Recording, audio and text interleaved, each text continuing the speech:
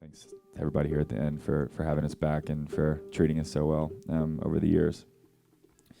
We're gonna play some songs. We just came out with a record a few months ago. It's called Pep Talks. Thank you, Fletch. Um, we're really excited about it. I mean, the narrative of Pep Talks is kind of comes from a painful, I guess, brief look at just my family life in the past 4 or 5 years with my parents kind of getting into a pretty, I mean, I guess all divorces aren't pretty, but this was, they definitely did the divorce thing in a very big way. And yeah, just in the midst of us traveling as much as we have, ever since we dropped out of school, we've been doing about 250 shows a year, roughly. And in the midst of that, as we're kind of, growing as a band and getting to play these amazing shows that we never even dreamed that we would be able to play,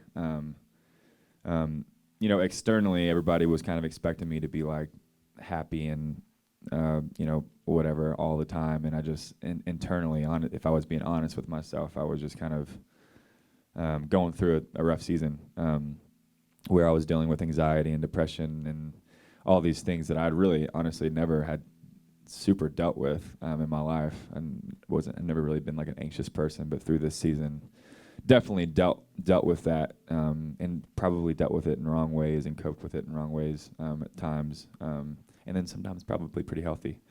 But a lot of the narrative of Pep Talks is kind of diving into that, I guess, the truth of just the story, but that hope at the end of the day is a real thing that we all get to choose, and hope is not an emotion. It's something that we have to fight for each day, or at least that's what I found in that kind of painful season.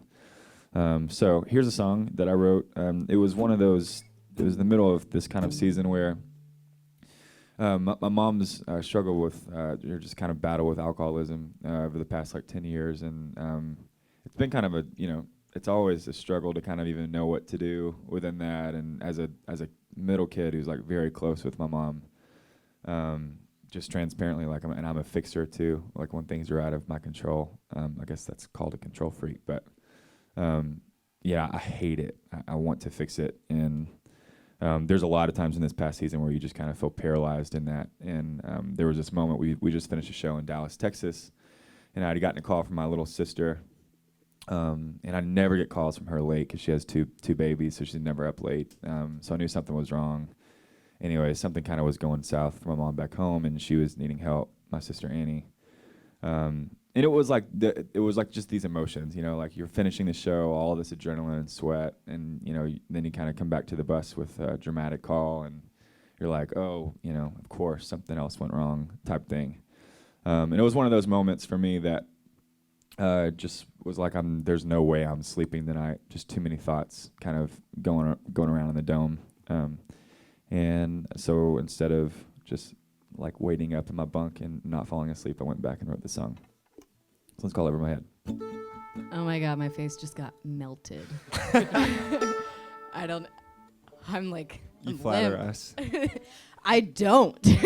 Like that was just, actually that leads into one of the questions that I wanted to ask you guys anyway. Because that was very bluegrass. And a lot of your music and life, really, because you got roots in Nashville, obviously, has been very country adjacent. And obviously, you've had Casey on your album and all that. Would you guys ever do like a full-blown bluegrass country? Bluegrass. I think we'll do a blue ass album. And what would that look like?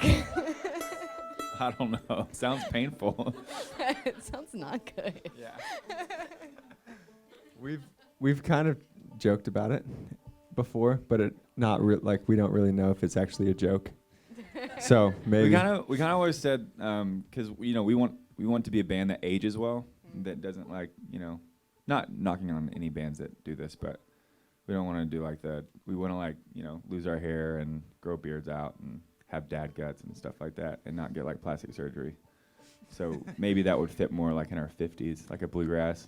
Oh, I thought you were still talking about blue ass, and I was like, yeah, I guess that would fit better. Yeah, exactly. But like, just imagine the three of us. We have like, well, he'll probably never have a gut, but I'll definitely have like probably like a dad gut. And that's when it's and time. A beard. That's and when it's time to whip out and, the country. And like just balding. That'd be tight to do a blue ass album then. Blue ass album with a gut. So I heard today that there is maybe a little coffee mishap because somebody's a coffee snob, and I don't want to name names, but it's Brian. Do you want to talk to us about your coffee? Well, sure. I'm happy to. We we went to the coffee shop and ordered our drinks, but Judah forgot to order drinks for our manager, so we had to wait 20 minutes. So I don't think it was my fault, but I don't know what rumors are floating around. I do love coffee. We do like why not just did- coffee here. Not The just coffee. shop is really great. Is that? Oh yeah, I've heard that you have like a spot in every city that you go to Yeah. for your coffee, and that's your one here. It's Yeah, really we- great that yeah. there's a Starbucks in every city.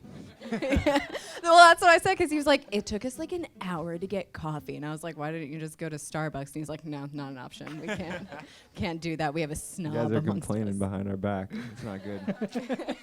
Gonna give you Oh a blue God, I'm ass. gonna break up the whole band. This is gonna be bad. We're in unity. It's just I guess our management's upset. Yeah. I'm We do gonna like get coffee. fired. Oh God. So what's your favorite coffee spot then? It doesn't matter where, just of all time. One of the coolest to visit was called Tim Wendelboe. It's a really small shop that's in Oslo, Norway. Oh. And Wow. Yeah. I guess I said anywhere. That's So he fair. really is a coffee snob.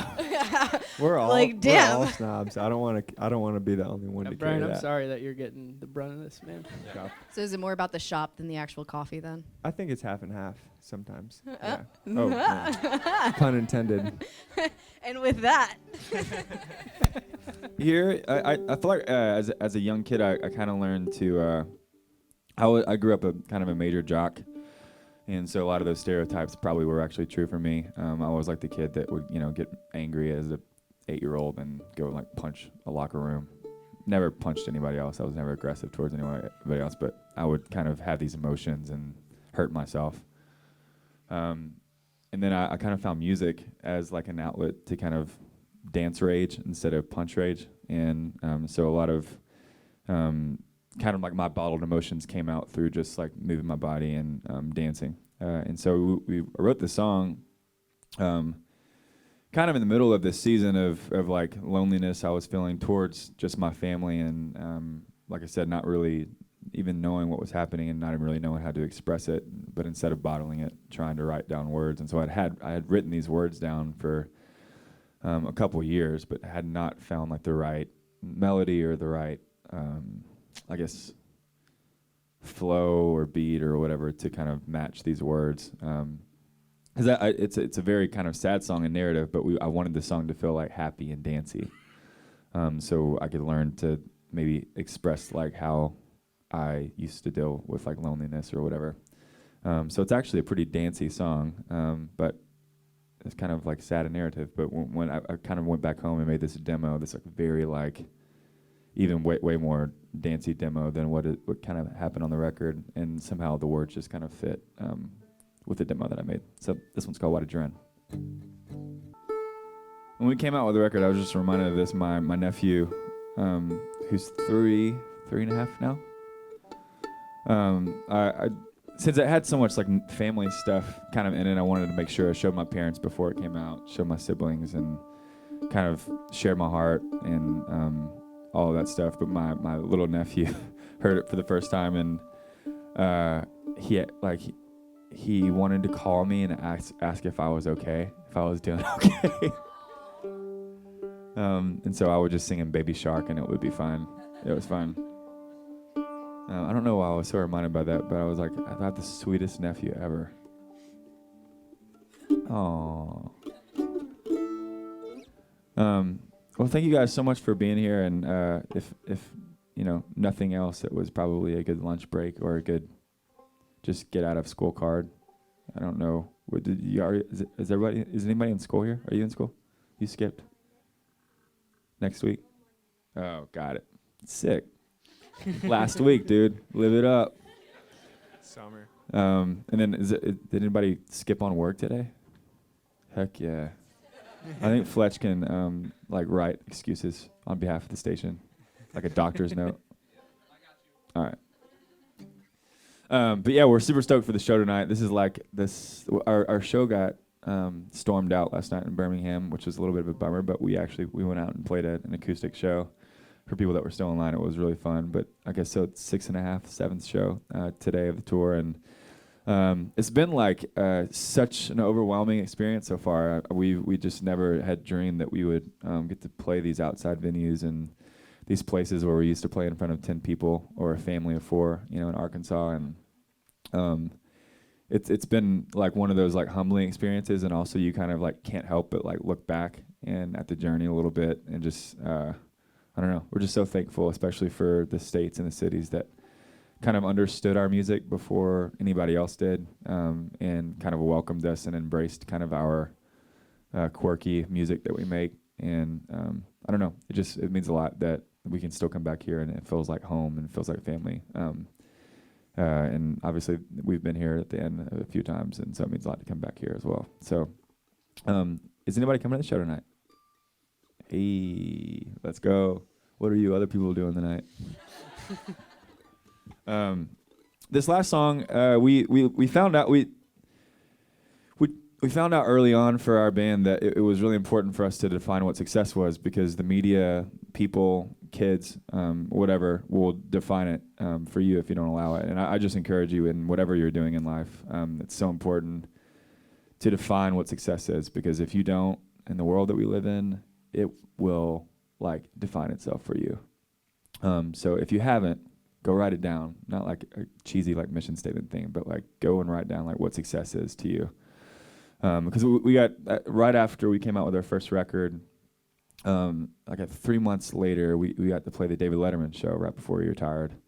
And it was so random. Like we had like 10 followers on Facebook or something. It was so random how he was just a random fan of the song that we had out, and we got to go play the David Letterman show. It was like crazy. But I think the next day after it aired brought like a lot of clarity to success for us, because I don't know, we got to that next day and we were like, okay, what's next? That was cool, but like, what's the next box to check off? And that's where the three of us kind of met, and we're just like, we don't want to be like just checking boxes for our career. We want to make success about the people we meet, the stories that we get to tell through music, and hopefully in that way we can kind of help bring like hope to the world that can be so divided and so not hopeful at times, especially music these days. Can be so negative, and we wanted to make success about the people I guess we met, no matter if it was a small show or a big show or whatever. And that's what we try to do. Not saying that we're perfect at it, and we still like playing big shows, of course. But yeah, we're our success wanted to be more just about people and not becoming popular or Instagram famous or whatever the cool thing is these days. So define success for you. It's really important, and that's kind of what this song's about. We love you guys. Sorry I talk so much. I feel really comfortable here. I always tell the boys, I'm like, I talk way too much when I feel like at home, and it's so funny. Like when we go back to these places that literally that house show, it's like I just start blabbering and blabbering and blabbering, and people are like, shut up and play music, and I'm like, no, I'm gonna blabber more. We don't get to blabber very much at shows anymore. So anyways, thank you. Have an amazing day, and especially those of you that are coming to the show. Even if you're not, you can have an amazing day too.